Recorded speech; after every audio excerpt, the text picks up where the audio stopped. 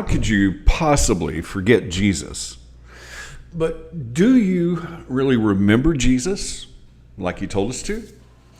Jesus said, "Remember me together." Good morning and welcome to 755 Live. For about 5 minutes, you'll hear all about easy to remember soundbite versions of what Jesus said. And the point is to help you experience life to the fullest the Jesus way. Today's Jesus Said from our Bible plan at bible.today.church comes from Luke 22:19 through 20. And also there's a reference there to Matthew 26 through 27. But for this Jesus Said podcast, we'll be reading only Luke today from the New English Translation. Verse 19, Luke 22. Then he took bread, and after giving thanks, he broke it and gave it to them, saying, "This is my body, which is given for you. Do this in remembrance of me." And in the same way, he took the cup after they had eaten, saying, "This cup that is poured out for you is the new covenant in my blood." So as we unpack this today, the first question is, well, what is the real point here of what Jesus is doing?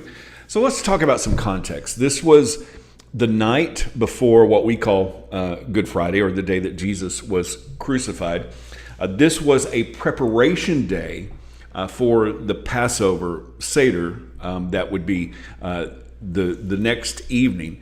If this had been an actual Passover Seder, then the next day would have been a Sabbath, and Jesus couldn't have been crucified then. But anyway, that's not the point. The point here is that Jesus is saying very specifically, "Remember me," but also implying together, because the disciples were together.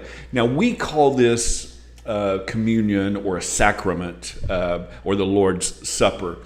And the definition of the word communion is an act or instance of sharing, actually sharing something sacred. Now, in some traditions, this ritual is performed with fancy things, shiny gold cups, custom-made wafers. And in some traditions, it's all about convenience. Little plastic containers with a little bit of juice in that round something that tastes like styrofoam once you finally get the thing open, right? But have we missed the point of what we are to really remember? Because it's not really about ritual, it's about serving.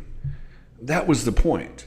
This night wasn't very shiny. I mean, just imagine this. It was a bunch of homeless guys in the first century who traveled from place to place, not having the modern conveniences that we have. And so, they weren't exactly clean, especially their feet, because they walked everywhere with open sandals.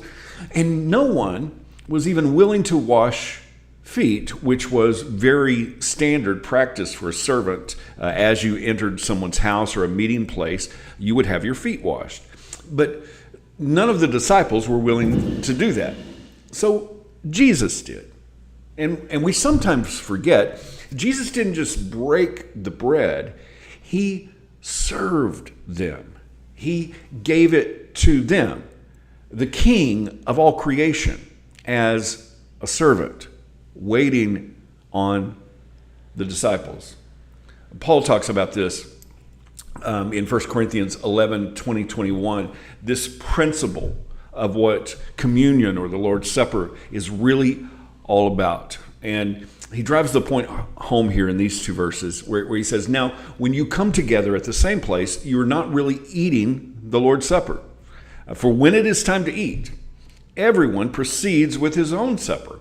One is hungry, and another becomes drunk. So then, my brothers and sisters, when you come together to eat, wait for one another." You see, communion isn't about being served. It isn't just about the ritual. It's about remembering Jesus by serving others, sharing, and waiting on one another, because we remember that Matthew 20:28, just as the Son of Man did not come to be served, but to serve and to give his life as a ransom for many. So it's not about ritual.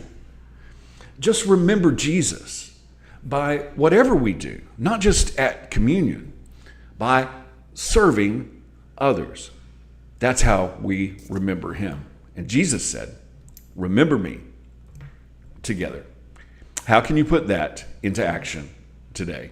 Thank you so much for listening. If this is meaningful to you, it really does mean a lot. If you like it, if you share it, if you comment, I really appreciate you. I hope that you have an amazing day. And I hope this time together has helped you live life to the fullest, the Jesus way. And remember, follow Jesus today. Love first.